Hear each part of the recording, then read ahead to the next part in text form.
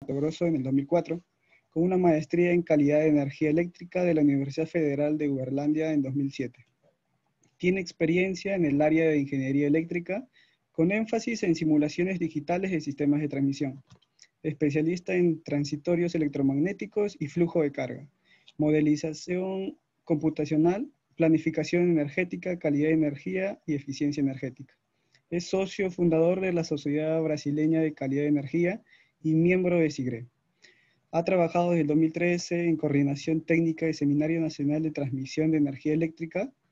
Actualmente es ingeniero en electroobras, Eletronorte, en Brasilia, trabajando en el área de estudios eléctricos de la operación y profesor del Centro Universitario de Brasilia, Uniceu, impartiendo las disciplinas de análisis de sistemas eléctricos, circuitos polifásicos y generación, transmisión, distribución de energía. Agradecerle por brindarnos de su tiempo para la realización de este taller. Le doy paso al ingeniero. Gracias, Víctor.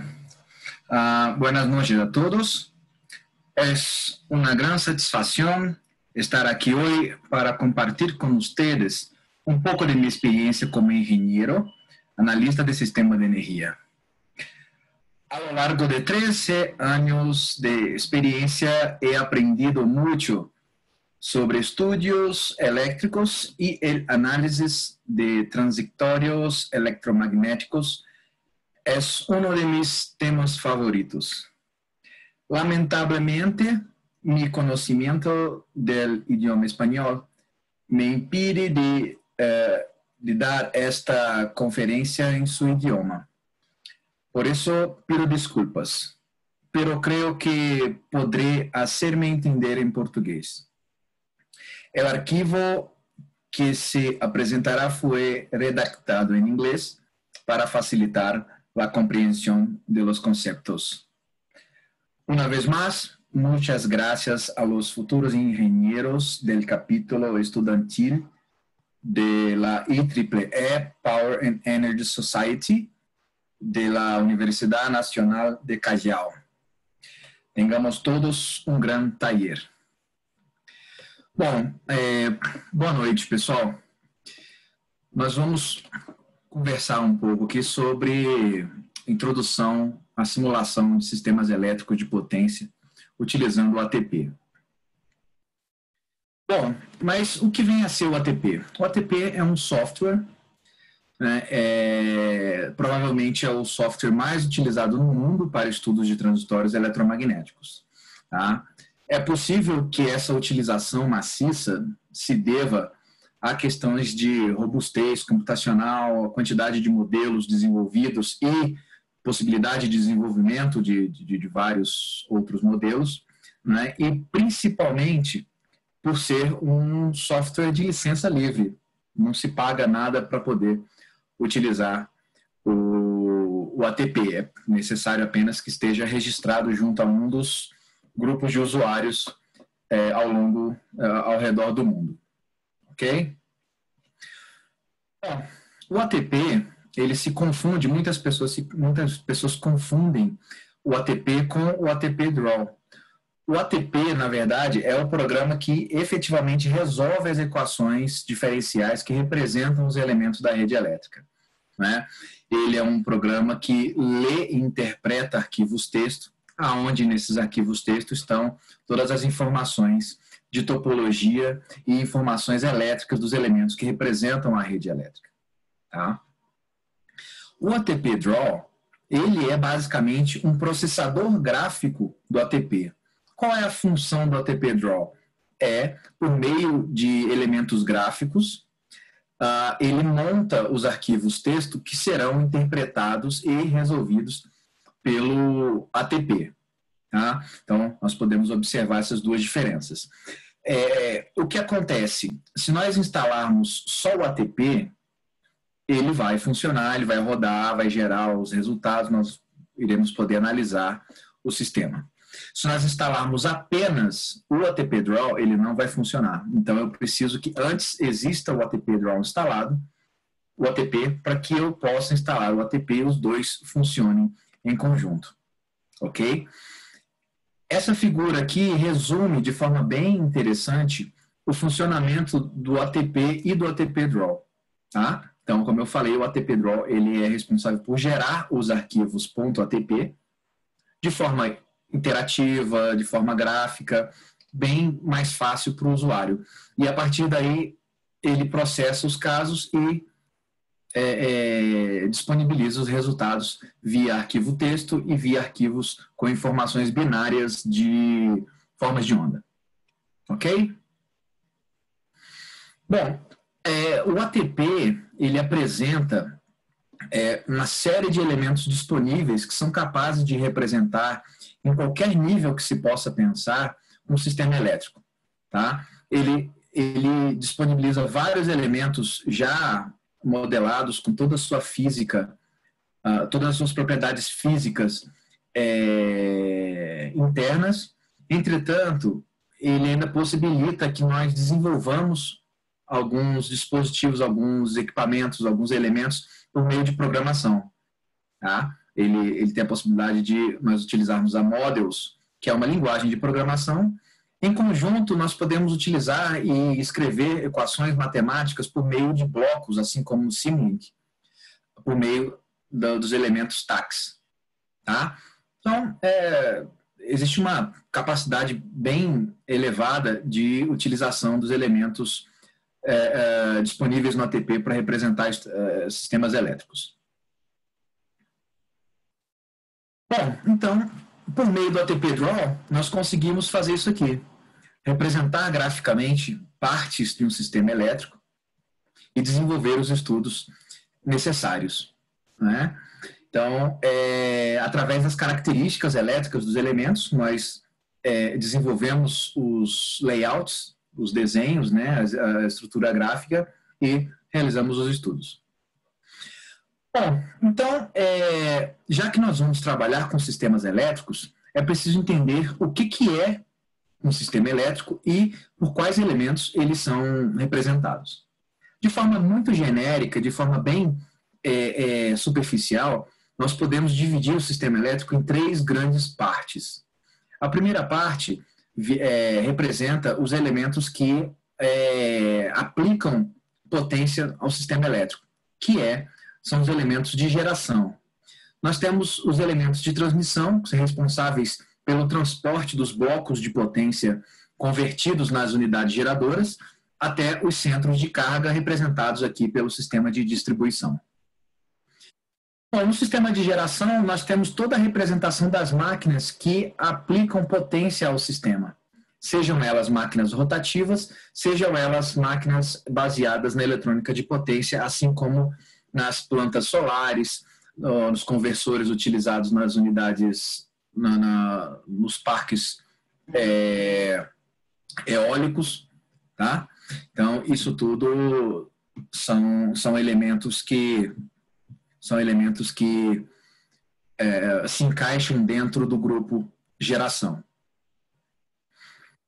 No grupo distribuição, no grupo transmissão, nós temos as linhas de transmissão. Alguns autores consideram os transformadores também parte integrante dos sistemas de transmissão, tá? Mas eles são basicamente responsáveis por transportar os blocos de potência até os centros consumidores. E os consumidores em si são os elementos que demandam a energia do sistema elétrico. Tá? Então, dentro desses 3 grandes blocos, nós vamos ter a necessidade de forma correta e mais adequada, representar esses elementos em qualquer tipo de estudo que nós venhamos a desenvolver, seja ele estudo de fluxo de potência, seja ele estudo de transitórios eletromagnéticos ou estudos dinâmicos. Ok? Bom, então dentro do rol de estudos que podem ser desenvolvidos em sistemas elétricos de potência, nós temos basicamente 2 grandes grupos. Nós temos os grupos de estudos de fluxo de potência, o load flow, ou steady state studies, que são realizados na frequência fundamental. Então, são estudos de fluxo de potência, estudos de rejeição de carga, estudos de harmônicas, componentes harmônicas, tá? E nós temos os estudos de transitórios eletromagnéticos, né? E dentro dessa gama de estudos de transitórios eletromagnéticos, nós teremos que ter algumas preocupações em relação à modelagem computacional dos elementos da rede elétrica. Tá? Então, nós podemos observar que existe uma grande variedade de estudos que podem ser desenvolvidos. Tá? Desde energização de linhas de transmissão, energização de transformadores, rejeição de carga, religamento monopolar e tripolar, tensão de restabelecimento transitório, curto-circuitos, etc. Tá? E cada tipo de evento, cada tipo de fenômeno transitório vai ser representado por meio de alguma característica física. Tá? Então, veja bem, quando eu vou representar um estudo elétrico, um sistema elétrico, para desenvolver algum tipo de estudo, a primeira coisa que eu preciso ter em mente é quais são as frequências mais importantes a serem observadas no fenômeno que eu estou estudando. Porque durante uma energização de linhas de transmissão, por exemplo, eu tenho uma faixa de frequência que é esperada de ser observada num estudo desse tipo. A energização de transformador também apresenta a sua faixa de frequência esperada. A energização, estudos de religamento, da mesma forma. Então, através das frequências do range de frequências que eu espero observar no fenômeno, é que eu vou determinar quais os modelos que eu vou precisar considerar para representar o meu sistema elétrico. Né? Qual o modelo de transformador, qual o modelo de linha, qual o modelo de carga eu vou utilizar. Ok? Bom, esse quadro, ele resume bem o que eu estou falando aqui com vocês agora. Né? Nós temos vários fenômenos que apresentam uma certa característica, uma certa semelhança de característica que podem levar a rede a ser representada da mesma forma. Então, por exemplo, para estudos de energização de transformadores, estudos de ferro-ressonância, estudos de rejeição de carga, estudos de eliminação de falta, espera-se um range de frequências variando de aproximadamente corrente contínua, né, uma frequência muito baixa, até na ordem de 3 kHz. Como efeito físico desses fenômenos eletromagnéticos, nós esperamos que sejam observadas sobretensões temporárias.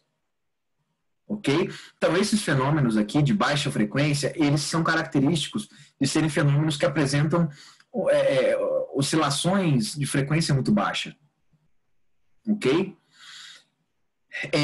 Existem outra gama de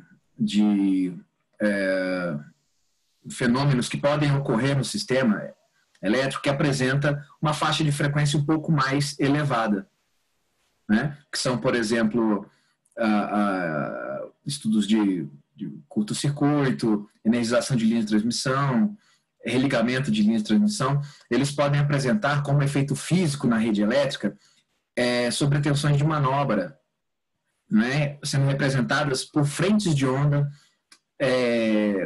mais lentas um pouco, ok? Apesar de serem mais elevadas do que as frentes de onda observadas aqui nesse primeiro grupo de fenômenos no sistema elétrico. Bom, seguindo essa linha, nós temos os fenômenos de frente de onda mais rápida, né, fast wave front, que fisicamente vai se representar na rede elétrica como sobretensões típicas de pulso atmosférico, né, sobretensões com frente de onda mais íngreme. E, por fim, nós temos fenômenos que aplicam ao sistema elétrico transitórios eletromagnéticos de altíssima frequência, certo? Que são chamados os fenômenos de frente de onda muito rápida, ok? Que são característicos de condições de reignição de arco em chaves seccionadoras, em disjuntores, ok? Então, além da perfeita representação da rede elétrica, dos elementos em função da faixa de frequência que se espera observar nesses fenômenos, isso também vai nos dar subsídio para poder nós configurarmos de forma adequada o passo de integração para a resolução das equações diferenciais pelo ATP. O ATP, assim como a grande maioria dos programas de transitórios eletromagnéticos, ele utiliza o método da integração trapezoidal para a resolução das equações, certo? E de acordo com o critério de Nyquist, a frequência observável no sinal ela é inversamente proporcional ao dobro da taxa de amostragem utilizada, ou seja, o passo de integração utilizado na resolução das equações, ok? Se eu utilizar um passo de integração que não seja coerente com a frequência que eu estou querendo observar, os resultados não terão a qualidade esperada, ok? Então, é importante eu entender a característica do fenômeno que eu estou estudando. Não só para a representação da rede, mas também para critérios matemáticos, critérios computacionais utilizados pelo programa. Então, para cada tipo de estudo, cada tipo de fenômeno a ser observado, eu tenho uma ferramenta uma ferramenta computacional, um software, que mais se encaixa nessa característica. Então, para estudos de regime permanente, load flow e curto-circuito, eu tenho programas mais aderentes. Por exemplo, curto-circuito, mundialmente o pessoal costuma utilizar o CAPE para poder desenvolver estudos de curto-circuito. Estudos de fluxo de potência, o pessoal costuma utilizar muito o PowerWord, aqui no Brasil o AnaRede, que é um software desenvolvido por uma empresa Centro de Pesquisas em Energia Elétrica, uma empresa do Grupo Eletrobras, é uma empresa do Estado brasileiro. Né? E para transitórios eletromecânicos ou estudos de estabilidade transitória, nós temos o PSS, temos o ANATEM, que também é um programa do CEPEL, um programa brasileiro, né? Que possibilitam o desenvolvimento desses estudos. E para estudos de frequências superiores à frequência fundamental, até na casa de kHz ou megahertz, nós utilizamos os programas do tipo EMT, Electromagnetic Programs, ok? Que são eles o ATP, o EMT-PRV, o PSCAD, se eu não me engano, o DigSilence também ele é um programa que pode ser utilizado para desenvolvimento de estudos de transitórios eletromagnéticos. Ok? Bom, então, até aqui nós podemos observar que os modelos computacionais eles serão determinados em função do tipo de estudo a ser realizado. Eu não tenho um modelo matemático que seja único para todos os tipos de estudos de transitórios eletromagnéticos que eu possa vir a desenvolver. Ok? Então, eu tenho modelos mais simples, eu tenho modelos mais elaborados. Ok? Então, dentro dessa proposta, nós vamos conversar um pouco sobre os modelos utilizados. Ok? Bom, as máquinas rotativas, elas apresentam modelos matemáticos que podem ser utilizados para estudos de fluxo de carga, estudos eletromagnéticos, estudos dinâmicos. De forma geral, aqui eu resumo o que importa para cada tipo de estudo na representação de máquinas elétricas.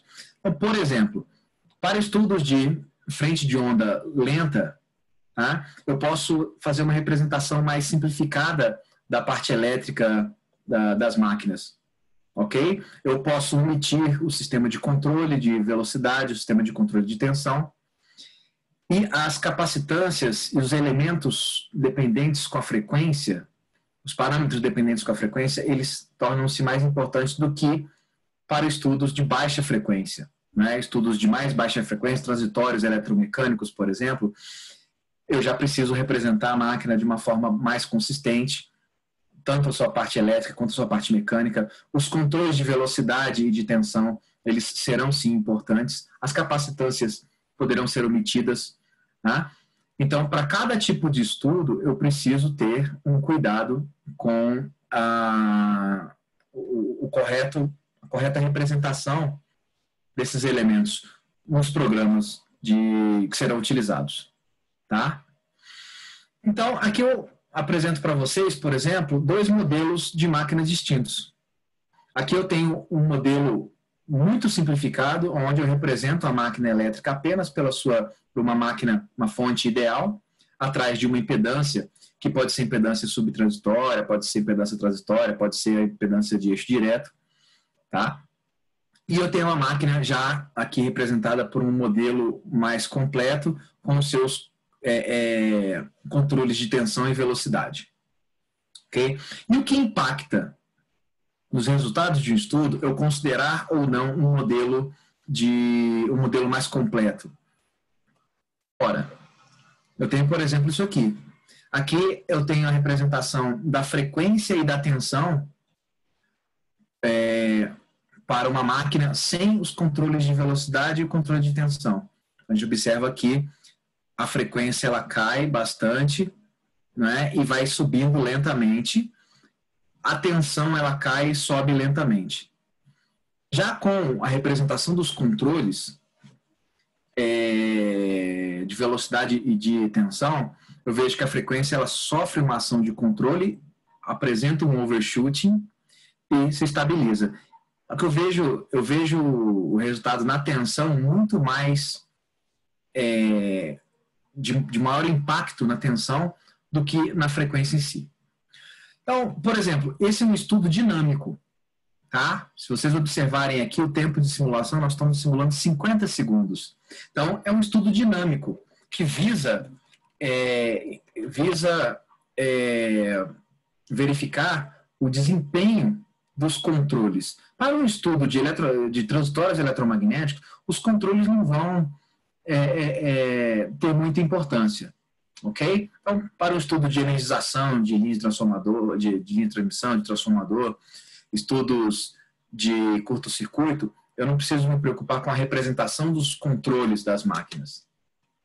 Tá? Os transformadores, então, da mesma forma, eu posso ter modelos de transformador para estudos de fluxo de potência, para estudos de transitórios eletromagnéticos e estudos de transitórios eletromagnéticos muito rápidos, né? Os Very Fast Transients, ok? Ou VFT. Então, por exemplo, para estudos de frente de onda muito rápida, o que me importa? Qual é a característica que me importa, que vai ser mais importante na representação desse elemento? Apenas a capacitância.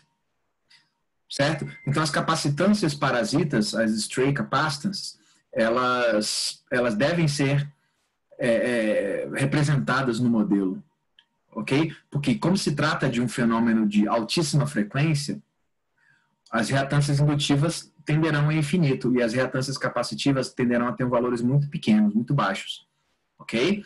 Diferentemente de transitórios eletromagnéticos, onde eu tenho que a impedância de surto é uma informação muito importante, a saturação é uma informação muito importante, certo? Então, por exemplo, para estudos de transitório eletromagnético, eu preciso levar em consideração as capacitâncias entre os enrolamentos e entre o enrolamento e a carcaça do transformador. Tá? Então, o modelo ficaria mais ou menos assim, onde aqui eu tenho um transformador saturável e eu tenho a representação dessas capacitâncias parasitas, né? Do primário para a terra, do secundário para a terra e entre o primário e o secundário. Isso faz toda a diferença para resultados em estudos de transitórios eletromagnéticos, ok? Porque essas capacitâncias elas vão prover um caminho para as frequências, para os sinais de alta frequência, ok? Então, a representação da curva de saturação é uma coisa muito crítica para estudos de energização de transformadores de potência, por exemplo. a curva de saturação, assim como a informação da reatância em núcleo de ar, ela é de extrema importância, tá? Por quê? Porque eu tenho características não lineares, né? O núcleo do transformador, ele é composto por elementos ferromagnéticos que apresentam uma certa não linearidade. E eu preciso representar essa não linearidade porque em algumas condições, principalmente quando eu tenho tensões mais elevadas ou fluxos mais elevados no meu transformador, isso pode levar o núcleo à saturação. Então aí eu começo a ter geração de correntes distorcidas, correntes harmônicas. E isso pode ter alguma consequência para a rede elétrica. Ok? Então, a devida representação da não linearidade do transformador, ela é muito importante para estudos até frequências até na ordem de 20 kHz, ok? Que são frequências típicas observadas em estudos de energização de transformadores. Tá? Então, o OTP, ele apresenta alguns modelos pré-concebidos, pré-definidos para representação de transformadores, assim como máquinas também. O OTP, ele apresenta uma série de elementos que representam máquinas elétricas, tá? Motor de indução, máquinas universais, máquinas síncronas, tá? Os transformadores também apresentam 3 ou 4 modelos disponíveis, né? Já internos ao programa, tá? Então, isso aqui é a comparação, essas duas formas de onda, essas duas oscilografias, elas fazem a comparação entre as correntes simuladas durante um estudo pré-operativo e as correntes durante a energização desse transformador em campo. Tá? Então, a gente pode observar pela ordem de grandeza das correntes, tanto as correntes instantâneas quanto as correntes eficazes, que o modelo ele apresentou uma resposta transitória muito coerente ao que foi visto na vida real. Tá? Nós podemos observar aqui em valores eficazes que a corrente ela atingiu um valor máximo aqui na ordem de 635 amperes, enquanto nos estudos atingiu um valor próximo de 600 amperes. Né? Uma coisa que precisa ficar clara é que os estudos elétricos, não necessariamente os valores encontrados em simulações, elas têm que ser 100% igual aos valores obtidos em campo.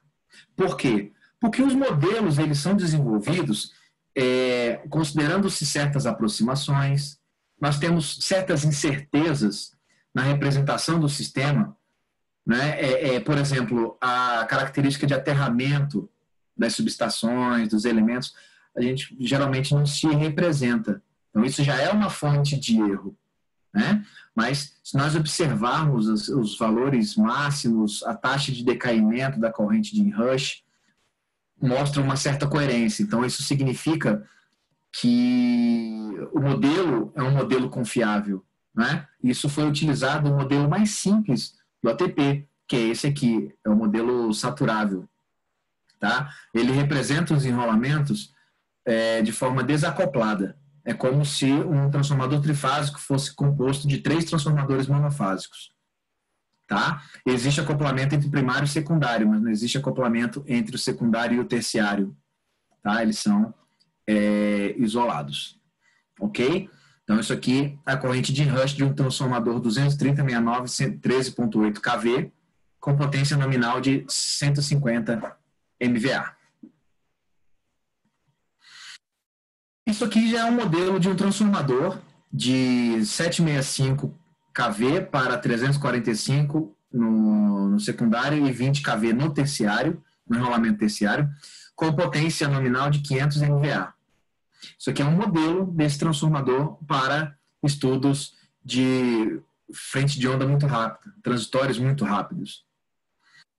Em verde, nós temos a curva resultante do estudo de variação em frequência desse modelo aqui computacional, e o vermelho é a resposta do varredor em frequência do equipamento real. Então, observa-se que apresenta-se uma forte semelhança, né, entre os resultados, significando que, para estudos de transitórios muito rápidos, este modelo aqui, ele representa muito bem o transformador que ele está modelando, né, para estudos de alta frequência. Então, vejam, para cada espectro de frequência, eu tenho um modelo que se torna mais aderente. Tá? É claro que, para estudos de energização de linha de transformador, esse modelo de alta frequência ele não estaria aderente. Aqui eu não tenho representado, por exemplo, a curva de saturação. Ok? Aqui a curva de saturação faz toda a diferença. Certo? Bom, aqui eu trago uma resposta de simulação para vocês, considerando dois modelos diferentes, tá? Aqui eu utilizei um modelo híbrido, ao qual ele representa o transformador por meio de matrizes, né? Existe todo um acoplamento entre os enrolamentos primários, o enrolamento secundário e terciário, porventura tiver, tá? E esse é um modelo chamado BCTran, onde eu entro com informações dos ensaios do transformador e também faz um modelo matricial do transformador. Então, observe que para a mesma condição de rede e para o mesmo transformador, teoricamente, porque esse é um exemplo disponível quando da instalação do ATP, tá, do ATP Draw. Então, observa-se que para as tensões ele apresenta valores relativamente coerentes entre si. Agora, as correntes apresentam certos valores, inclusive até de valores máximos diferentes.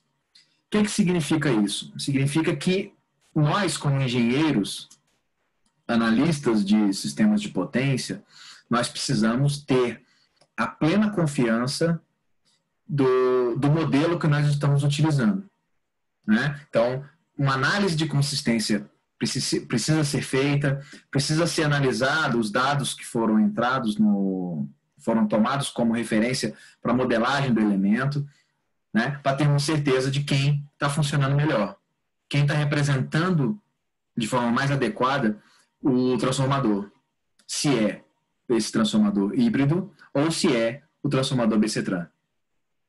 Ok? E isso só a experiência vai nos ensinar, certo? Só estudando, desenvolvendo estudos, aprendendo sobre o modelo, lendo sobre a teoria atrás do modelo, só assim, ok? Bom, linhas de transmissão. As linhas de transmissão, elas são representadas de forma muito mais simples para estudos de regime permanente, onde eu represento a linha geralmente por meio de modelos π, nominal ou equivalente, né?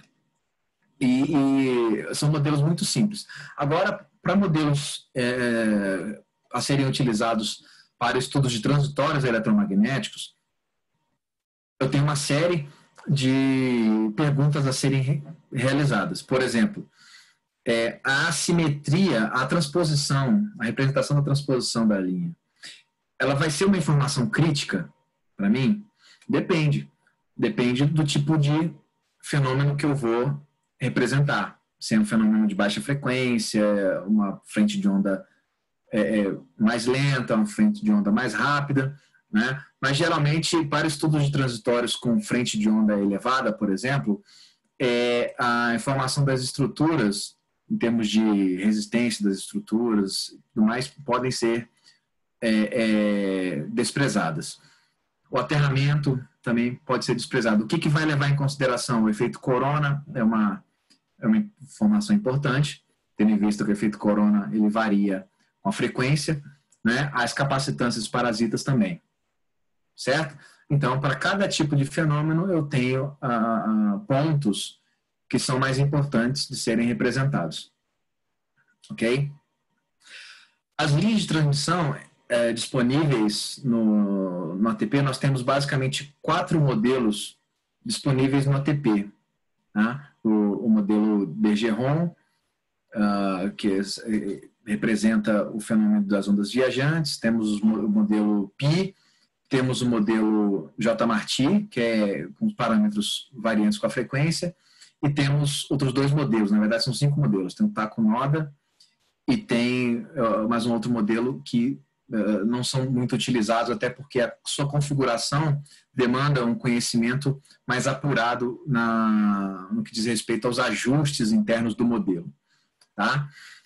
Então, basicamente, uma linha de transmissão para estudos de transitórios eletromagnéticos, elas são representadas pela geometria das torres, né, a geometria da disposição dos condutores na estrutura, tá?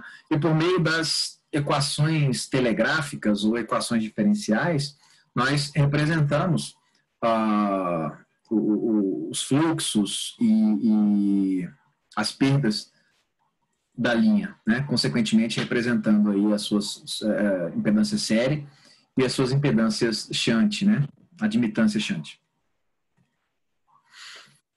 Isso aí é o exemplo da entrada de dados de uma linha trifásica num programa auxiliar do ATP chamado Line Constant Cable, que faz o cálculo elétrico da linha de transmissão. Tá? Como eu falei, tem 5 modelos disponíveis, né?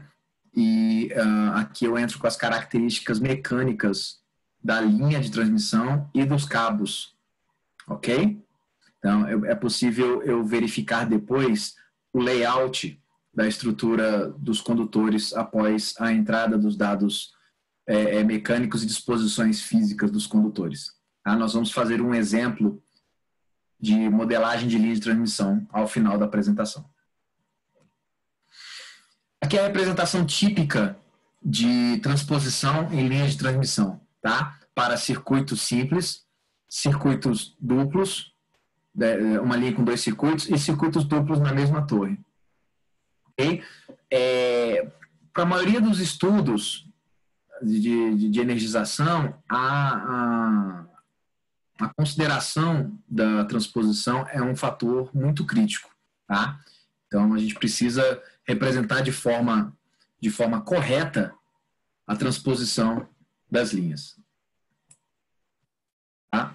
Então, por exemplo, como exemplo, eu trago para vocês essa simulação aqui. Nós estamos simulando a energização de uma linha de transmissão transposta, tá? Que é representada por parâmetros variantes com a frequência. Tá? Aqui a subestação com a sua devida com sua impedância de curto-circuito aqui. E essa resistência aqui é uma resistência com valor muito alto apenas para poder evitar oscilações numéricas. Então, aqui eu faço uma comparação entre o modelo Bergeron, que é um modelo com parâmetros constantes com a frequência. Tá? Essa linha foi calculada para 60 Hz. Então, os parâmetros elétricos da linha foram calculados para 60 Hz. E aqui o modelo J-Marti, que considera os parâmetros variantes com a frequência. Então, a gente pode observar que algumas frequências deixaram de ser melhor representadas aqui. Ou seja, geralmente o modelo J-Marti ele representa melhor o que acontece na vida real. Ok? O Bergeron ele apresenta muito bem as ondas viajantes, né? A interação das ondas viajantes ao longo do transitório eletromagnético. Aqui eu faço uma comparação, utilizando esse modelo bem simples, considerando 3 modelos de linha. O modelo Bergeron, o modelo Pi e o modelo J-Marti, para a energização de uma linha de 136 milhas. Tá? Estou energizando esses 3 circuitos ao mesmo tempo. E aqui nós temos a representação da tensão na fase A, na fase B e na fase C. Em vermelho, nós temos o primeiro modelo, Bergeron, em verde o modelo Pi e em azul o modelo J-Marti. Nós observamos uma diferença muito grande, muito significativa na resposta dos modelos. Certo? Então, para cada tipo de fenômeno a ser analisado, eu tenho que saber qual é o modelo computacional que melhor vai representar o meu fenômeno. Ok?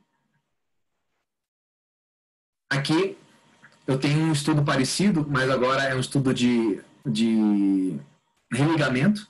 Né? A linha ela teve os seus terminais, a tensão nos terminais foi... quer dizer, esses disjuntores eles abriram, depois fecharam, provocando assim uma manobra de religamento. Então nós podemos observar que durante o regime permanente, os 3 modelos eles têm exatamente a mesma resposta. Tá? Agora, para a condição de transitório eletromagnético, os modelos eles diferem muito a sua resposta. Okay? Nós temos frequências aqui bem diferentes sendo representadas. Bom, para estudos elétricos, na grande maioria dos estudos elétricos, os disjuntores e chaves, elas não demandam uma representação muito melhor elaborada.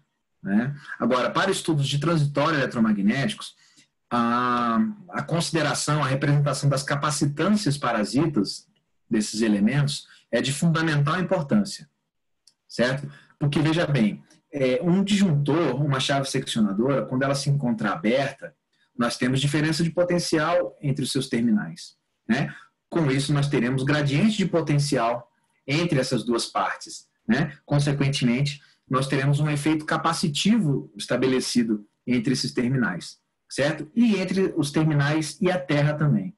Então, para estudos de transitórios eletromagnéticos, principalmente aqueles que apresentam um range de frequência mais elevado, né, frequências absolutas mais elevadas, a correta representação desses elementos é de fundamental importância para um resultado aderente dos estudos. Tá? Então, o que importa na representação de chaves e disjuntores para manobras de fechamento?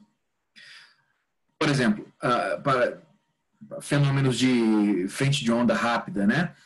A diferença de fechamento, do tempo de fechamento dos polos do disjuntor é importante? Não.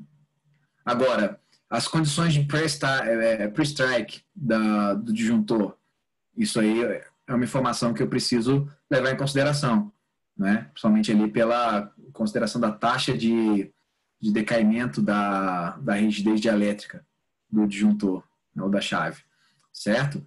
Para estudos de baixa frequência, a diferença no tempo de fechamento dos disjuntores importa. Já essa condição de pré-strike, ela não pode ser omitida, porque o erro aplicado aí seria de baixa ordem. Ok? Então é importante eu representar, para estudos de transitório eletromagnético, é importante eu representar as capacitâncias dos elementos. Tá? Principalmente nos estudos de tensão de restabelecimento transitório, onde eu tenho, inicialmente, no momento em que a tensão, no momento em que a corrente é extinta pela sua passagem por zero, pode surgir entre os terminais do disjuntor uma frente de onda muito íngreme, né, representada pela tensão de restabelecimento transitório. E a depender desse valor, ela pode impor condições no disjuntor que façam com que o arco elétrico, ora extinto, possa ser reestabelecido, certo? Levando o disjuntor a uma condição de falha. Por quê? Porque a corrente de curto continuará fluindo, certo? E essa condição, ela é observada por 2 aspectos. Tanto pelo valor de pico, o máximo valor da tensão de restabelecimento transitório, e também pela taxa de crescimento da tensão de restabelecimento transitório. Tá? Como se trata de um fenômeno de alta frequência, a minha subestação, ela não precisa, a priori, ser representada em detalhes. Entretanto, as capacitâncias parasitas de cada componente da subestação, inclusive do próprio barramento, precisam ser representados. Tá? Então, aqui, por exemplo, na simulação de tensão de restabelecimento transitório, e eu mostro essas duas situações. Ó. O disjuntor ele pode ser considerado como tendo sido ultrapassado ou superado por TRT ou TRV, se a taxa de crescimento da tensão de restabelecimento transitório for maior do que é dado por norma, ou se o pico for maior do que o limite máximo, certo? Essa envoltória aqui, este envelope, ele é dado de norma para cada tipo de disjuntor, para cada característica do disjuntor. Tá? Existe uma norma IEC 62271, parte 100, que determina como encontrar esse envelope aqui para poder estudar a tensão de restabelecimento transitório. Bom, aqui eu faço uma pequena simulação para poder mostrar para vocês a influência ou não, a influência da representação ou não da capacitância parasita, né? Então, foi utilizado esse sistema aqui, onde essa capacitância aqui, ela representa a capacitância dos elementos da subestação, do barramento, dos transformadores de potencial, dos transformadores de corrente, dos disjuntores, dos transformadores, etc. Tá? Então, eu aqui utilizei tanto o modelo Bergeron quanto o modelo J-Marti. Então, eu posso observar que, sem a representação das capacitâncias parasitas, a minha taxa de crescimento é muito mais elevada do que o especificado. Então, nesta condição aqui, o disjuntor ele estaria superado por taxa de crescimento da tensão de restabelecimento transitório. Neste outro gráfico, onde eu apresento a condição com capacitância parasita, eu observo que o disjuntor ele deixou de apresentar a superação por TRT. Tá? Considerando aqui o modelo J-Marti, eu observo inicialmente que, para estudos de TRT, a representação da linha por meio de parâmetros variantes com a frequência e parâmetros constantes com a frequência, nos momentos iniciais não tem tanta importância, né? Os resultados são bem parecidos, ok? Mas ainda continua válida a questão de consideração ou não das capacitâncias parasitas. Perfeito? Então, se eu não considerar a capacitância parasita, eu posso chegar a uma conclusão errada. Eu poderia, por exemplo, concluir que esse disjuntor aqui, ele estaria superado e, eventualmente, eu poderia vir a recomendar a substituição de um disjuntor, sendo que ele efetivamente não estaria superado. Ok?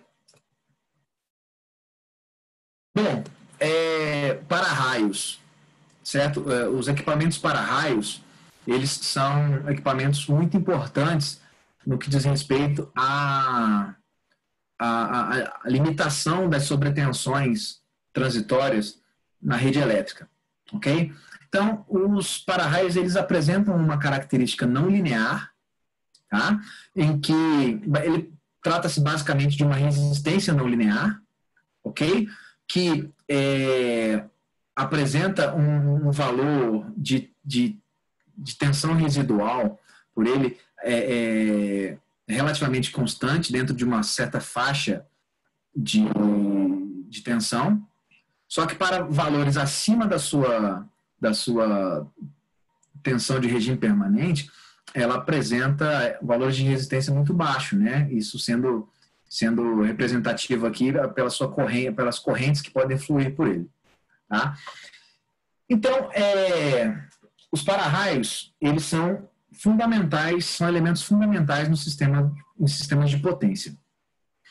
Eles suportam o fluxo de correntes elevadíssimas por eles, entretanto, por pequenas frações de segundo.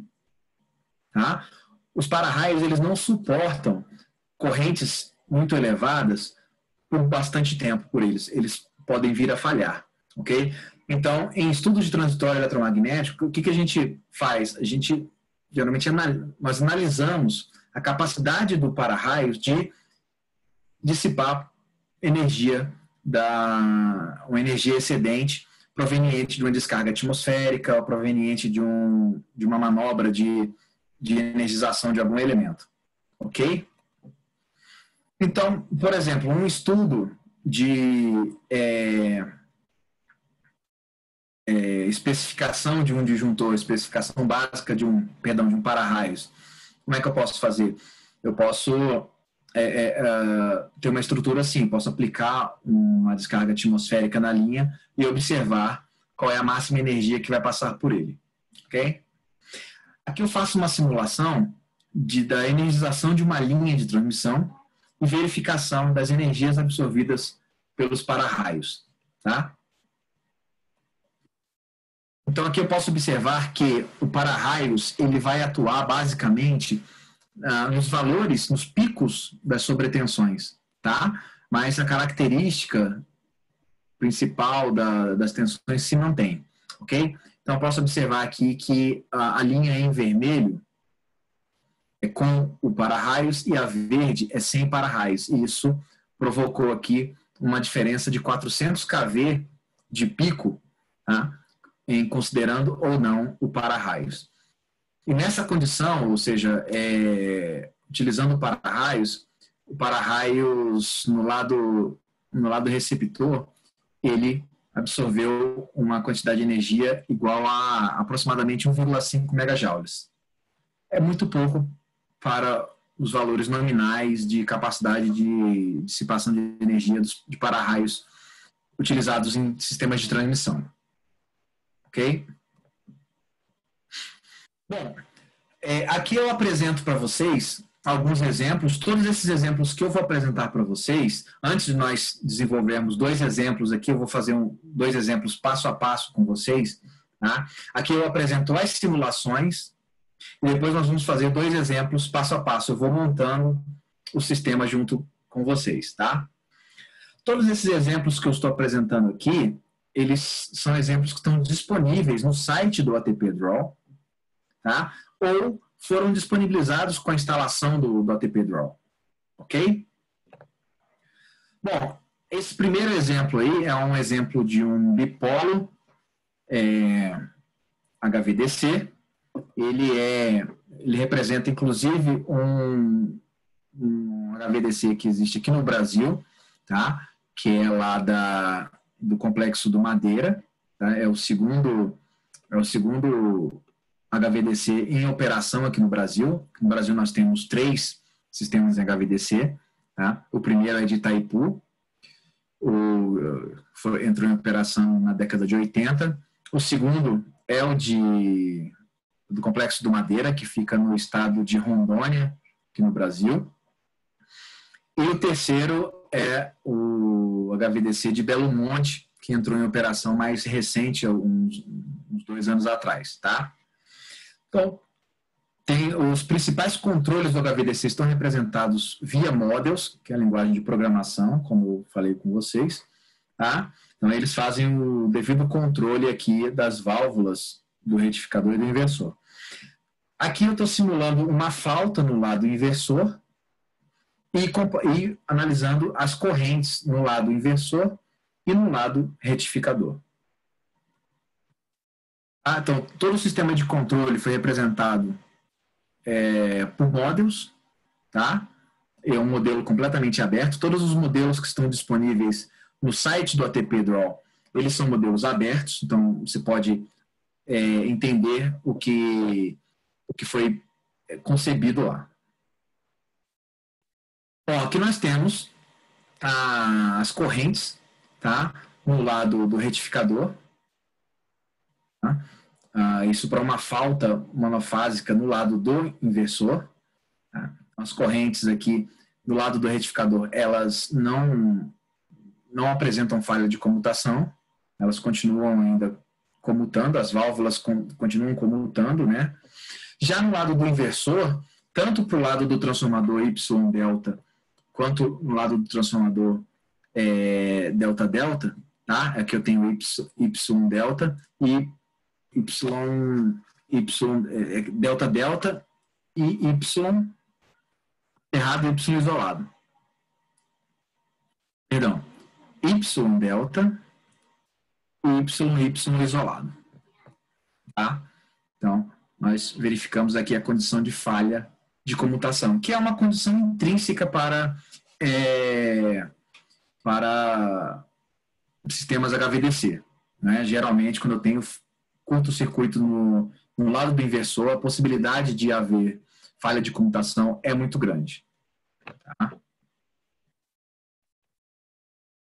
Bom, um outro sistema teste que eu trouxe aqui para vocês é um sistema onde eu tenho uma máquina síncrona com seus controles de tensão e velocidade representados. Tá? Ele está conectado a uma máquina estática, né, por meio de uma linha de transmissão. Ok? Então, aqui eu represento aqui está acontecendo um curto-circuito, tá? Que durando 200 milissegundos. E aqui eu comparo o desempenho do sistema com a máquina síncrona sem os controles de velocidade de tensão. Aqui nós temos a frequência e a tensão no terminal da máquina. Pode observar que a máquina ela começa a entrar numa condição de instabilidade, né? As tensões vão se elevando, a frequência vai subindo. Provavelmente ela perderia o sincronismo. Né? Já com a representação dos controles de tensão e velocidade, nós temos um período transitório após a falta, correto? Os controles estão tentando segurar, a tensão ela quase vai a zero, né? Entretanto, ela consegue se estabelecer e volta para a condição de regime. A frequência também ela varia um pouco, mas consegue se restabelecer. Certo? Então, voltando.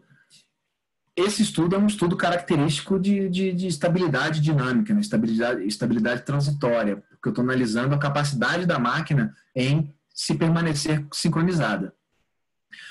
Para estudos de transitório eletromagnético, a representação ou não dos controles, né, não faz diferença, até porque, geralmente,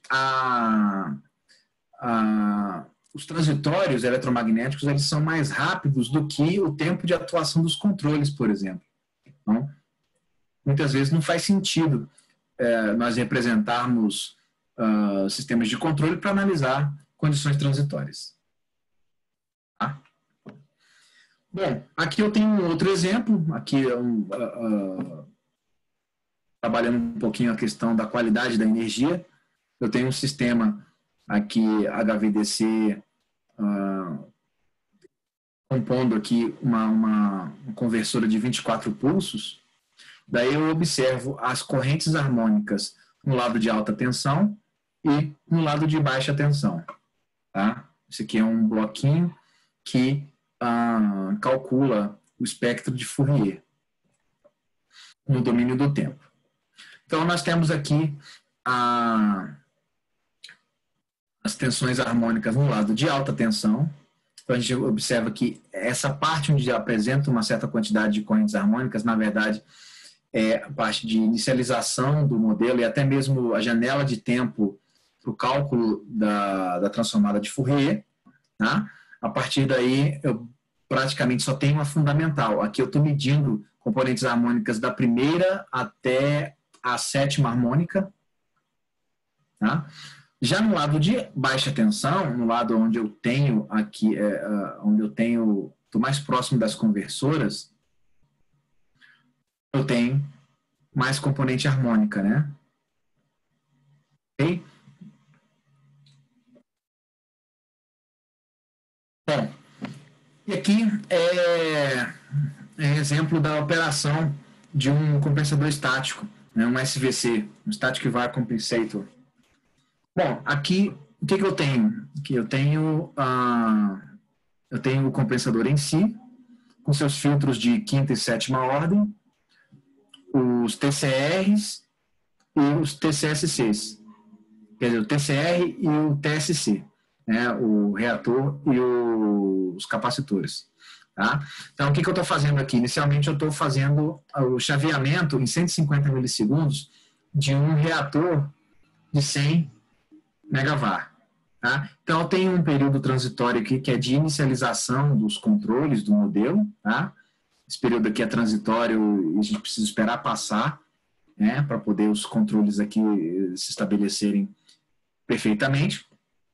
E aqui em 150 milissegundos houve o chaveamento. Isso aqui é a tensão na barra de 230, tá? Essa tensão aqui, nesse ponto. Ok? E aqui eu vejo a resposta do controle. Tá? Então, ele vinha um valor de quase mais 50 megavar. Quando eu apliquei um reator de 100 megavar, ele saiu da região indutiva e foi para a região capacitiva, ok? Respondendo assim o transitório, né? E fazendo a função dele. Aqui é a distorção harmônica de corrente para essa condição, certo? Ou seja, eu tive a excursão do ângulo de disparo, né? Daí me deu aqui essa resposta em termos de distorção harmônica de corrente no tempo. Agora aqui é o contrário. Agora aqui eu estou chaveando um capacitor de 100 megavar, né? Então eu tenho um instante do chaveamento aqui.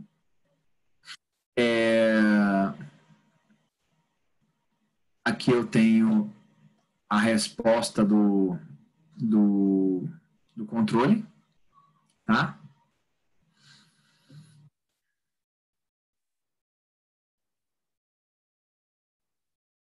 Pode observar que subiu um pouquinho aqui, a resposta do chaveamento do capacitor não foi tão severa sobre o aspecto de geração de reativo por parte do compensador, tá? Mas nós tivemos aqui um ligeiro transitório e as componentes harmônicas aqui, no momento do transitório, foram um pouco mais elevadas, né? Compensação, devido à característica, né, eu tô chaveando um banco de capacitor. Então, eu vou ter que controlar esse reativo do capacitor pelo TCR. Com isso, eu vou diminuir o ângulo de disparo. Diminuindo o ângulo de disparo, eu tenho menos geração de corrente harmônica, né? Por isso, que eu tenho menos distorção harmônica. Tá? Bom, agora nós vamos fazer um exemplo, passo a passo. Ao todo, são 2 exemplos que nós vamos fazer. Nós vamos fazer primeiro esse exemplo aqui, que é um exemplo muito simples. Nós vamos montar esse circuito no ATP Draw. Tá? Ele é composto por uma fonte senoidal, uma chave de medição, uma chave controlada pelo tempo, onde essa chave ela parte a simulação já fechada, ela abre em 100 milissegundos, depois ela fecha em 200 milissegundos, depois ela abre em 300 milissegundos, depois ela fecha em 400 milissegundos, abre em 500 milissegundos, fecha em 600 milissegundos, abre de novo em 700 milissegundos. Essa segunda chave aqui, ela fecha em 300 milissegundos e abre em 1 segundo. Tá? Então, eu tenho, na verdade, aqui várias manobras de abertura e fechamento da chave. Tá? A simulação vai durar 1 segundo. O passo de integração eu vou utilizar 1 microsegundo. Essas 2 configurações aqui, elas servem para me informar como é que eu vou entrar com os valores de indutância e de capacitância. Se Xopt e Copt igual a 60, significa que a indutância eu vou entrar em millihenry e a capacitância eu vou entrar em termos de microsiemens. Tá? Então, eu tenho uma carga RC aqui com uma resistência igual a 50 ohms e a capacitância igual a 100, a reatância capacitiva igual a 100 ohms, e aqui eu tenho uma carga puramente resistiva de 2.000 ohms. Vamos montar isso aqui.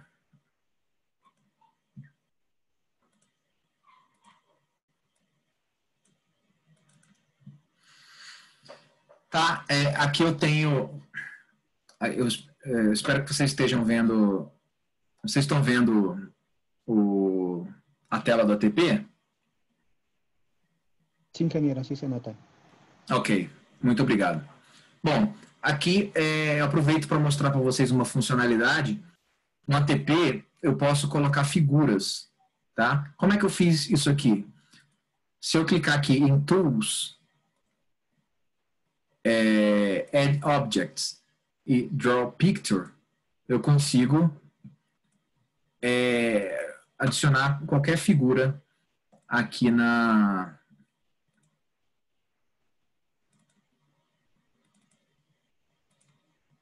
Consigo adicionar qualquer figura aqui na tela. Isso é particularmente interessante porque eu consigo trazer informações para cá, para a tela de simulação. Eu posso colocar aqui, por exemplo, o resultado da simulação, né? A gente pode fazer isso, nós vamos fazer isso. Bom, vamos montar. Inicialmente, eu vou configurar a fonte. Para eu acessar a fonte, a forma mais fácil que eu acho é clicando com o botão direito do mouse, aqui na tela, ele aparece todos os elementos disponíveis. Então, eu venho aqui em Sources, AC Source, dou um duplo clique e vou configurar. A minha tensão, ela é 10 kV de linha, então eu vou configurar ela para ser em tensão de linha, fase. 10 kV já está aqui, frequência de 60 Hz. E vai ser uma fonte trifásica. Não, fonte monofásica. Tá? Ok.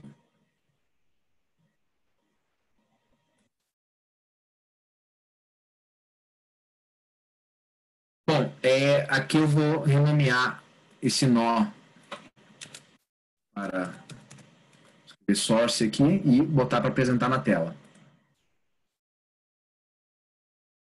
Agora eu vou colocar a chave de medição, clico com o botão direito, venho aqui em Probes Entry Phase e Probe Current.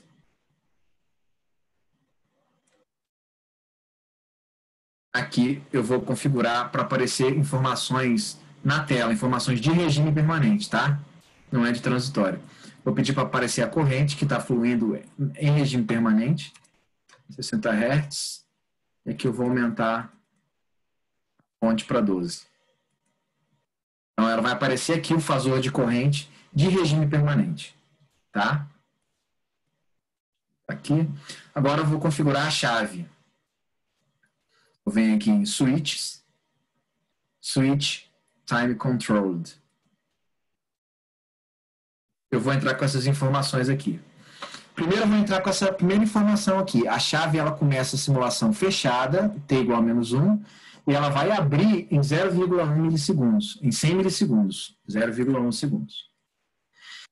Agora, que esse tipo de chave, eu posso entrar com várias configurações de abertura e fechamento. Tá? Posso entrar com várias configurações de abertura e fechamento. Então, vamos adicionar aqui 3 aberturas e fechamentos. 1, 2, 3. Então, essa chave ela vai fechar de novo em 0,2, 0,2 e vai abrir em 0,3. Ela vai fechar de novo em 0,4, vai abrir em 0,5, vai fechar em 0,6 e vai fechar, quer dizer, vai abrir em 0,7. Ok? Então, está configurada a nossa primeira chave.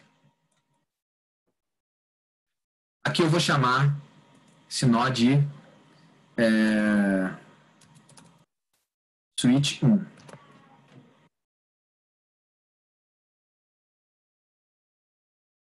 conectar aqui. Após a chave, nós temos essa impedância. Eu venho aqui em Branch Linear, venho aqui em RLC, ele já apresenta um elemento para eu girar, eu seleciono ele e posso clicar Ctrl R. Ele gira. Ou então eu venho aqui e giro o elemento, no sentido horário ou anti-horário. Aqui eu vou colocar, vou chamar esse lado aqui de load 1.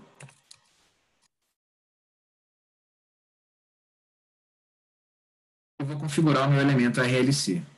Bom, a resistência é 50 ohms. Reatância indutiva é 0, não apresenta reatância indutiva, ele apresenta capacitância.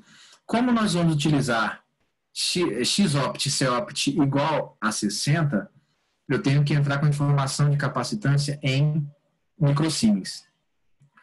Convertendo 100 ohms em microsiemens, isso me dá o valor de 10.000 microsiemens.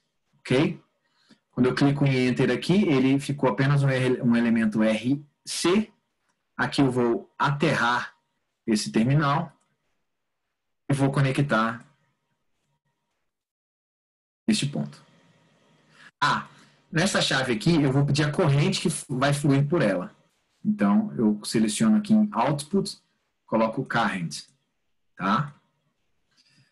Agora vem uma segunda chave. A chave eu posso pegar daqui, novamente, eu posso clicar com o botão direito na tela e em Switches e Switch Time Control, ou posso simplesmente copiar essa chave aqui.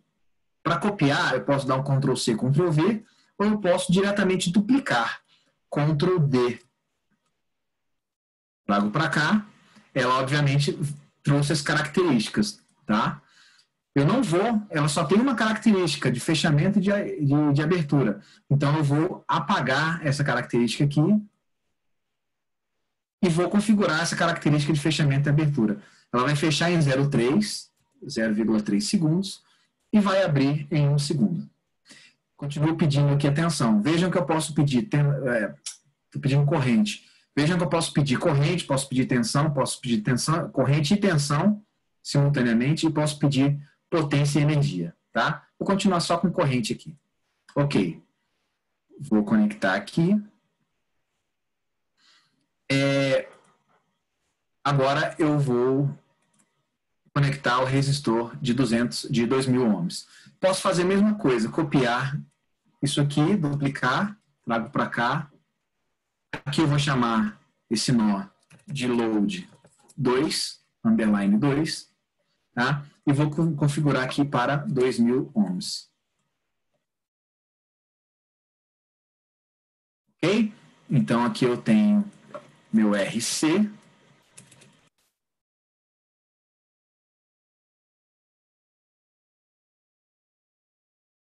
Aqui eu tenho a minha resistência, R. Bom, vamos configurar aqui a simulação. A simulação eu vou usar um passo de integração de 1 microsegundo, então é 1 elevado a menos 6. Tempo de simulação 1 segundo. Está aqui 1 segundo. Ok? Salvo. E agora eu já posso executar. Clico aqui nesse botão, ele executa o processo de compilar. Ele vai compilar. O que é compilar? Ele vai gerar, através do gráfico, ele vai gerar o arquivo .atp. Vamos fazer isso. Eu crio aqui, ó, ATP, clico em ATP, subprocess, make ATP file. Clicando em make ATP file, ele vai gerar esse arquivo .atp. No caso já tinha, porque eu já tinha simulado. Eu vou ver esse arquivo .atp. Clicando aqui, edit ATP file. Aqui está as informações elétricas e topológicas da minha rede. Tá? As informações de simulação, informação dos elementos de ramo, que são as chaves e as cargas, né? E as informações de chave. Informação de fonte e informação das saídas. Tá? Tá faltando uma coisa aqui. Tá faltando nós solicitarmos para medir as tensões. Tá? Então, eu vou pegar um probe de tensão aqui, ó, probe voltage. Ele é uma fase mesmo. vou colocar para aparecer informações de regime permanente na tela, tá? Tensão na fase A, ok. Vou colocar um aqui no lado da fonte. Vou só configurar esse valor da fonte, tamanho da fonte, para poder ficar visível. Vou copiar esse medidor, vou colocar um aqui. E outro do lado da carga 2. Load 2. Pronto. Clico em Compile and Run.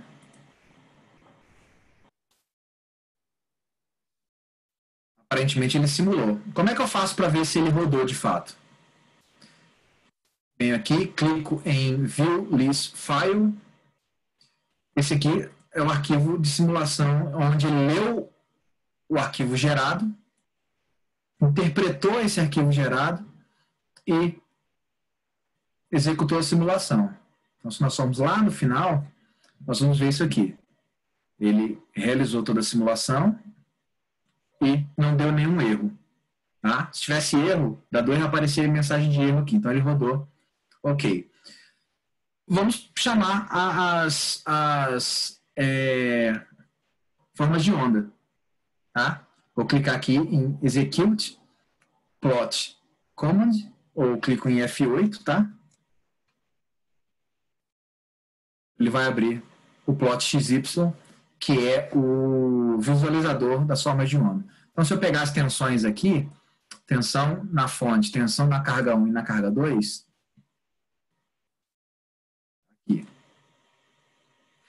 Ah, eu não quero ver assim, quero ver uma por uma. Ok, então deixa a tensão da fonte aqui. Aqui eu vou colocar a tensão da carga 1. E a tensão da carga 2.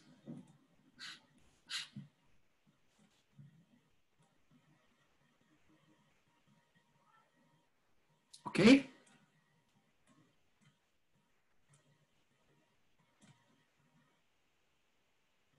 Ok? Então, aqui fica claro que as chaves estão funcionando do jeito que nós configuramos, né? Posso ver as correntes também. As correntes na carga, quer dizer, saindo da fonte, né? E as correntes nas chaves. O plot XY, ele suporta até 5 gráficos, tá? Então, vou colocar a corrente entre a chave e a carga 1.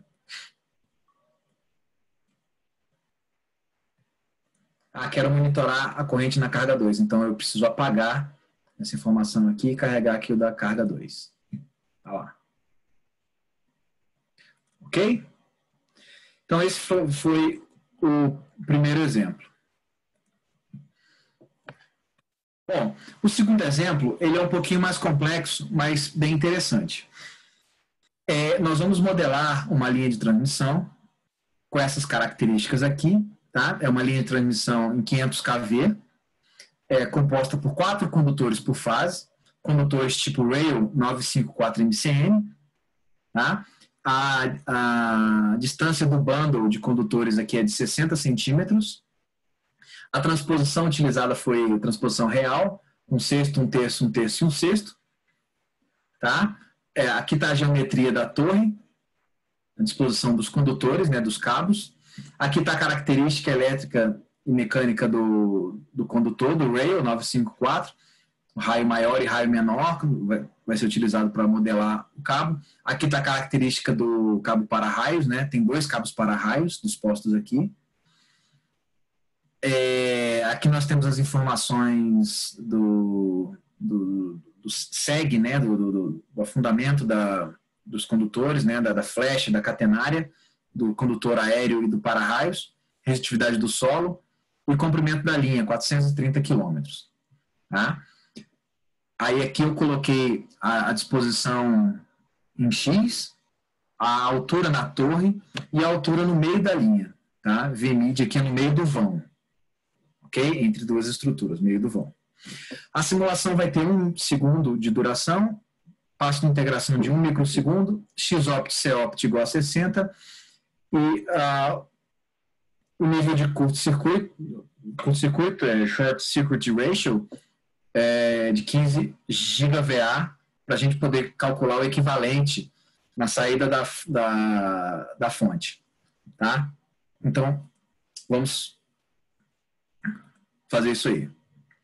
Já coloquei aqui as informações na tela e eu vou começar entrando aqui com as informações da linha. Para isso, eu vou entrar com o elemento de linha, clico aqui com o botão direito, venho aqui em Lines and Cables, venho aqui LCC Template.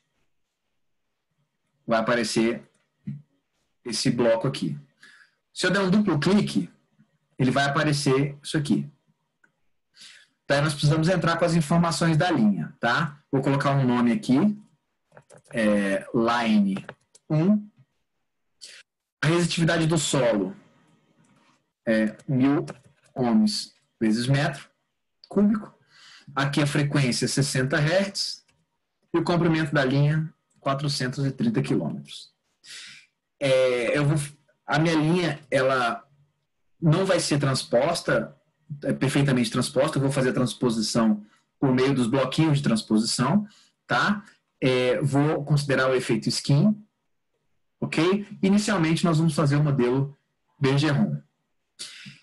Aqui eu venho para inserir as informações da linha, tá? O data. Aqui o que acontece? Eu tenho 4 condutores por fase e 2 condutores para raios. Então, ao todo, eu vou ter 4, 4, 8, 4, 12, 13, 14 condutores. Então, eu preciso inserir 14 linhas aqui. 14 linhas. Ora, essas 4 linhas fazem parte do primeiro circuito, que é a fase A. Então, todas as primeiras 4 linhas terão aqui o número 1, para simbolizar que é o número da fase ao qual esses condutores pertencem. Aqui eu coloco o número 2, porque eles pertencem à fase B, e aqui 3, porque pertencem à fase C. Para raios, não pertencem em fase nenhuma, elas estão aterrados. Então, para simbolizar que eles são aterrados, eu coloco 0 e 0 aqui. Tá? Então, aqui, a informação de Rin é o raio interno, é o raio... deixa eu lembrar para vocês aqui, esse condutor, rail, ele é um condutor de alumínio com arma de aço. Tá? Então, deixa eu fazer um desenho para vocês aqui.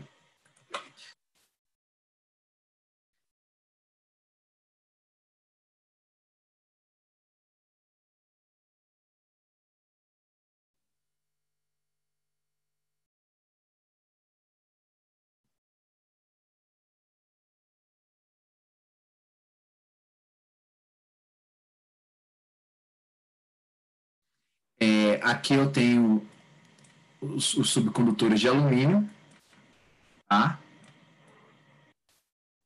E aqui eu tenho a alma de aço. Então, as informações que nós entramos no ATP são o raio interno, que vai ser esse raio aqui, que é chamado de Rin, e nós temos esse outro raio aqui, que é chamado de R out. Ok? Então, Rin do condutor é 0,37. Então, vai ser 0,37 para todos os condutores aqui. Ok? R out é o raio maior. Então, é 1,4805. Isso para ele poder calcular de forma correta o efeito skin. A resistência a 75 graus é 0,0733. Então, 0,0733 ohms. Todo mundo. Tá? Agora, a distância horizontal do primeiro condutor está a menos 17,8 menos 17,8 metros, né, do eixo central da torre. Porque geralmente a gente considera o eixo central da torre como referência. Então, os condutores à esquerda vão estar numa posição negativa, os condutores à direita numa referência positiva. Tá? Então, aqui eu tenho uma distância de menos 17,8, menos 17,8, menos 17,2, menos 17,2. A altura na torre, aqui do primeiro condutor é 28,2, do segundo condutor 27,6, do terceiro condutor 28,2 e do terceiro condutor 27, do quarto condutor 27,6. A altura no meio do vão é 19,2. O segundo condutor 18,6. Aqui vai ser 18,6 também, aqui vai ser 19,2 também. Do para-raios, o que acontece? O para-raios, ele é a gente considera ele como se fosse maciço. Tá? Então, como é que eu considero isso? Ora, eu vou considerar um raio interno muito pequeno, tá? E eu vou considerar um raio externo igual ao raio nominal do condutor. O raio nominal do condutor vai ser 0,794 dividido por 2. Vai ser 0,397. Então, 0,397.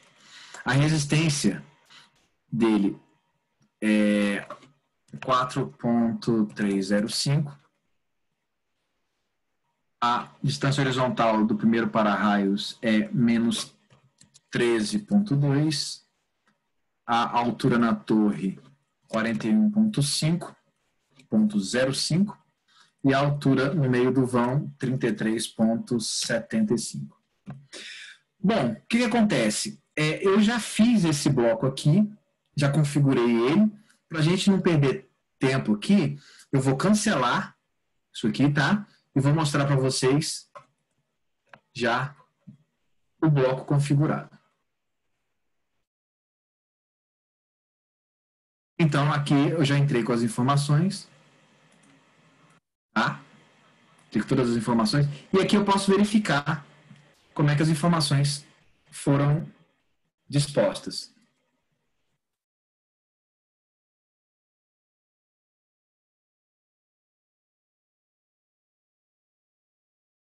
Aqui, ó, tá vendo? Eu tenho os para-raios aqui e eu tenho os 4 condutores de cada uma das fases. Fase 1, fase 2, fase 3. Tá? Então, a minha linha está completa, ok? Eu posso também fazer o seguinte, posso fazer uma verificação elétrica na minha linha. Se eu clicar aqui em Verify,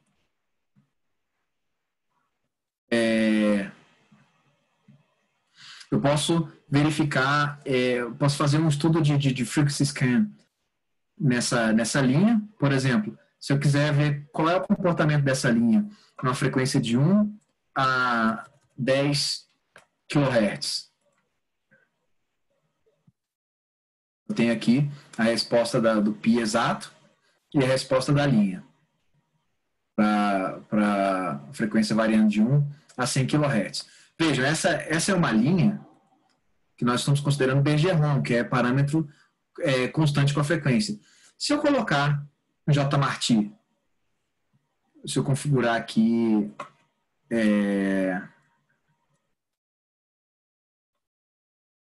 se eu considerar aqui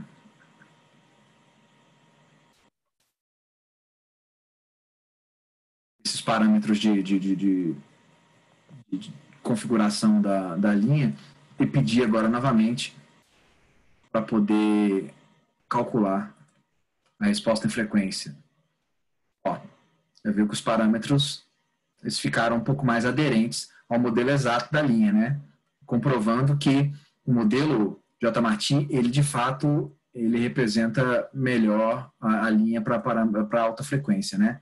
Isso aqui é sequência 0 e sequência positiva. Não, a sequência positiva está mais ainda, nós estávamos olhando sequência 0, tá vendo? Sequência positiva está mais aderente ainda com o modelo exato. Ok? Bom, então, depois que eu entro com todos os parâmetros da linha, eu vou gerar o modelo. No clico aqui, ele pergunta se eu quero continuar gerando um novo modelo. Então, já gerou o modelo da linha. Ok? Uma outra funcionalidade bem interessante é o seguinte, eu posso calcular os parâmetros dessa linha aqui para a frequência fundamental. Então, eu seleciono o bloco, venho aqui em ATP, Line Check, daí eu peço para calcular, informa a frequência, tá?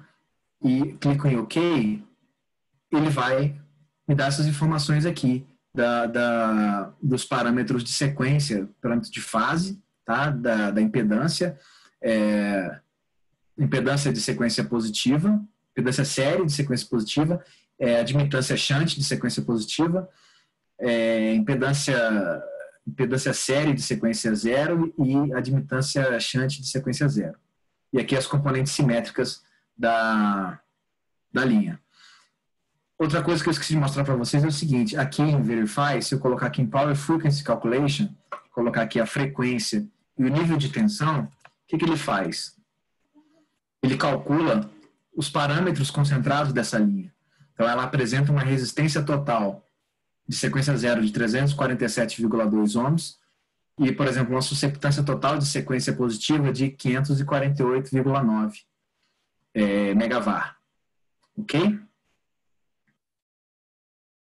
Bom, para a gente adiantar um pouquinho, eu vou já trazer aqui um sisteminha já representado, tá?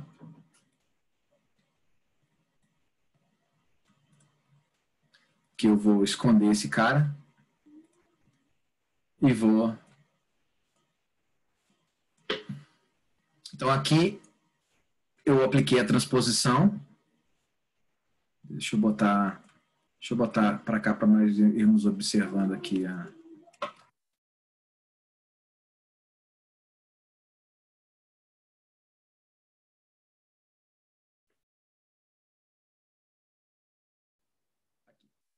Tá? Então, dividir a nossa linha em 4 trechos, tá? O primeiro trecho com 1/6 do comprimento da linha, o segundo trecho com 1/3 do comprimento da linha, o terceiro trecho com 1/3 do comprimento da linha, e o quarto trecho com 1/6 do comprimento da linha. Tá? A linha aqui eu considerei como sendo o parâmetro invariante com a frequência, tá? Bergeron. Ele vai pedir para gerar aqui o modelo de linha. Aqui eu coloquei 2 reatores compensando a linha em aproximadamente 50%. Tá? Então, o que foi que eu fiz? Vocês lembram que nós calculamos ali nós calculamos a susceptância da linha, né? Deu 549 megawatt. Então, eu coloquei uma compensação séria de aproximadamente 300 megawatt aqui, 150 megawatt cada lado. Então, 150 megawatt me deu aqui reatores de 1.666,67 ohms, e considerando uma relação X sobre R igual a 300, me deu uma resistência de 5,55. Tá? Estou fechando essa chave aqui em 100 milissegundos, estou abrindo em 1 segundo, só que como a nossa simulação tem duração de 1 segundo, essa chave ela vai permanecer fechada durante toda a simulação.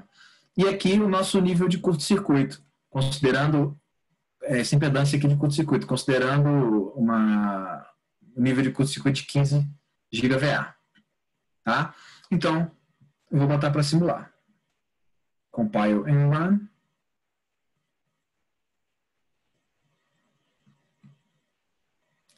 Nós clicarmos aqui para chamar o plot XY.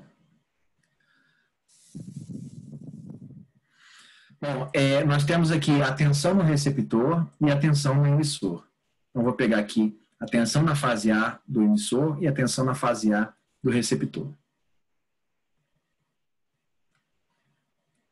Se eu der um zoom, eu consigo observar aqui, por exemplo, o tempo de propagação, né? Eu posso medir. Se eu clicar nesse botãozinho aqui, eu trago esse cursor até no ponto onde a minha tensão é zero, tá vendo? Se eu clicar no botão direito do mouse, do rato aqui, ele me dá esse outro bastão aqui, que eu consigo também colocar no zero da tensão em verde, tá? E aqui ele me mostra a diferença de tempo entre a tensão no terminal emissor e a tensão no terminal receptor. Eu consigo calcular o tempo de trânsito dessa forma. Ok? Bom, então, nós temos essa resposta aqui. Se eu colocar, por exemplo, a corrente, eu observo isso aqui. Ok? Corrente de energização da linha de transmissão. Agora, olha só que interessante. Vamos observar aqui. Aqui eu consigo enxergar, principalmente nas tensões,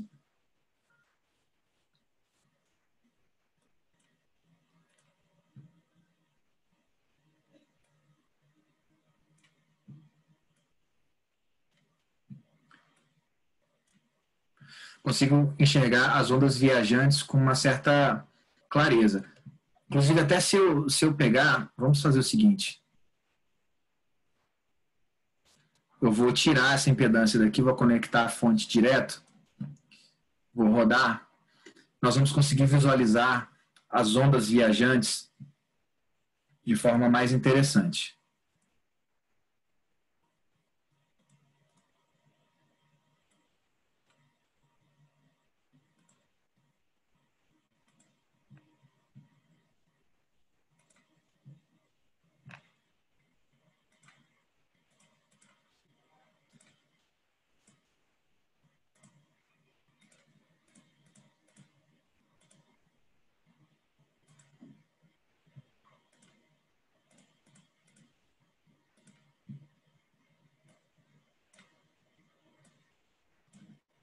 Aqui.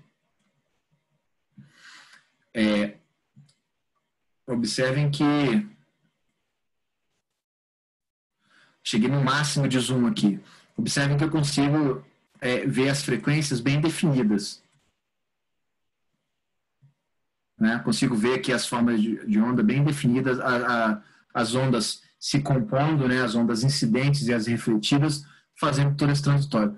Agora, se eu alterar o passo de integração para 10 a menos 5,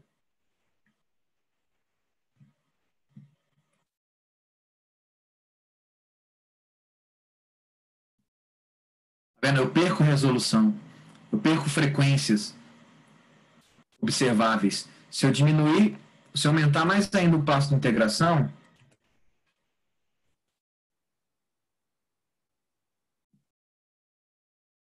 eu perco mais ainda. Tá? Então, por isso que é importante nós conhecermos o fenômeno para que nós possamos, de forma adequada, configurar a nossa ferramenta computacional. Ok? Pessoal, isso é o que eu tinha para apresentar para vocês. Espero que tenha sido interessante e fico aberto às perguntas agora. Muito obrigado. Muchas gracias, ingeniero. Bueno, agradecerle al ingeniero por darnos de su tiempo en brindar este taller y agradecer a ustedes también por su participación. Si hay algunas preguntas, consultas, pueden activar su micro.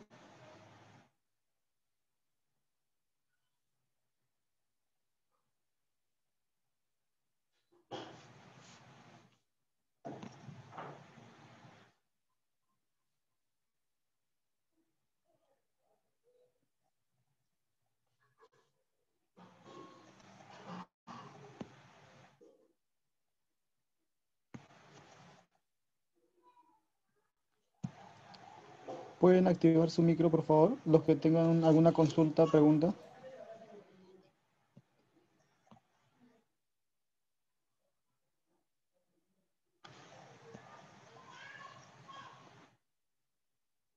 Ya, bueno, entonces, si no hay más preguntas, este sería el final del taller, recalcando el agradecimiento al ingeniero y a ustedes los participantes. Muchas gracias a todos. Muchas gracias, Inge. Hasta luego.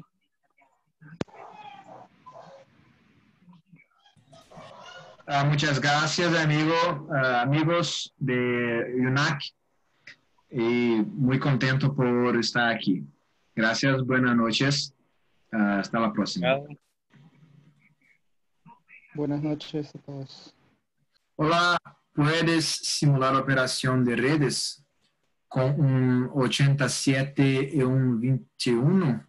Sí, Santiago, es posible. Es posible simular redes de transmisión, distribución, considerando los modelos de equipamiento de protección 87 y 21. Puedo mostrar a ti que existe disponible junto con la instalación de ATP Draw, la última versión 7.1, tiene un ejemplo de 87 de trafo, ¿ok? Es posible mirar la zona de operación y restricción, y tiene también ejemplo de protección de sobrecorriente de relé 21, ¿ok? Es posible.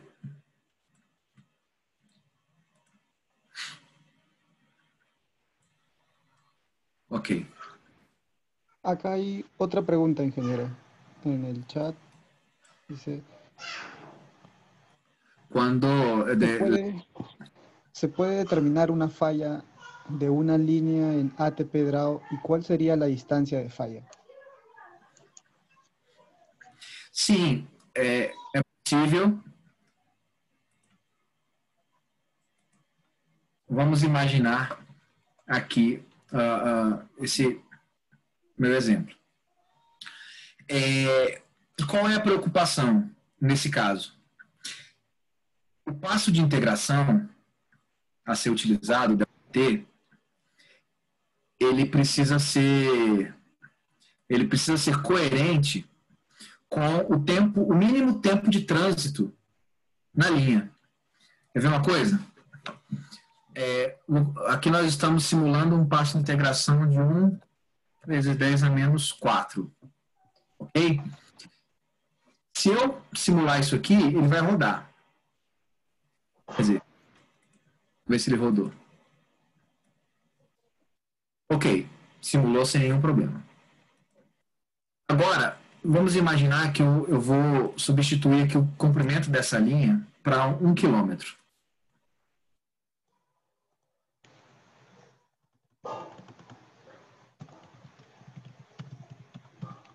Ver se ele rodou. Olha aqui. Apresentou um erro. O que está falando aqui? The distributed parameter branch card connecting node send A with node X0001C is associated with a propagation mode having a travel time equal to 5,63 a menos 6 segundos. Significa que o tempo de trânsito da linha é de 5,63 microsegundos. Só que o passo de integração que nós estamos usando é maior do que esse tempo de trânsito. Então, aí, o ATP, ele dá erro.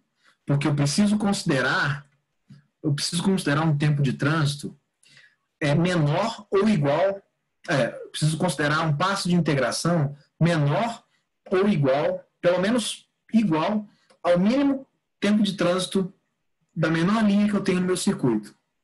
Tá? Então, por exemplo, se eu colocar aqui 10 a menos 6, 1 a menos 6, ele deve rodar. Por quê? Porque aí eu vou conseguir representar de forma adequada o tempo de trânsito nessa linha de 1 km. Então, é possível representar curtos-circuitos numa linha? É possível sem problema nenhum. Tá? Agora, talvez eu precise utilizar um passo de integração que seja coerente com o comprimento da minha linha. Porque eu posso, por exemplo, fazer isso aqui. Ó. Eu posso querer experimentar como é que ficam os curtos-circuitos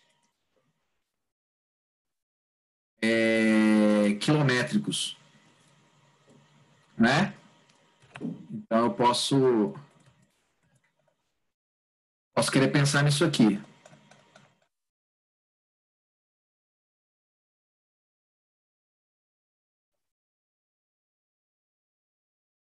Então, aí eu posso ir mudando aqui o comprimento da linha para 1 km, depois eu posso mudar para 2 km e assim por diante. Aí se eu aumentei 1 km desse lado, eu diminuo 1 km aqui. Ok? E vou fazendo as simulações. Aqui provavelmente deu um erro. Deu um erro.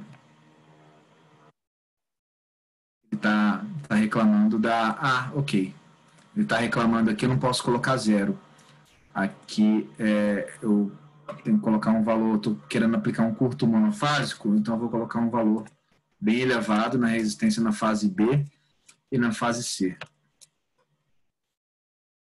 E agora ele vai simular o curto-circuito.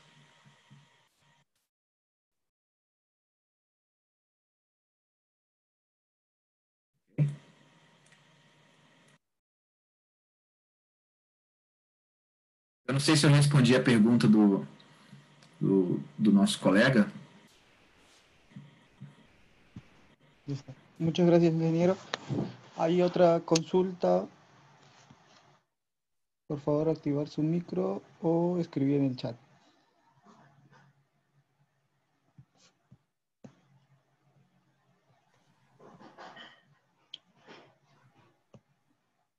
Bueno, no hay otra consulta o otra pregunta. Entonces, con esto estaremos finalizando este taller. Damos gracias al ingeniero por brindarnos de su tiempo. Gracias y muchas gracias, ingeniero. Ok, gracias. Gracias a todos por su asistencia. Ok, chao, chao. Chao. Los invitamos al siguiente evento realizado el día próximo viernes, 16 de octubre a las 6 de la tarde. Para mayor información, estaría publicado en nuestra página de Facebook IEEE SUNAT. Muchas gracias a todos. Que tengan buenas noches.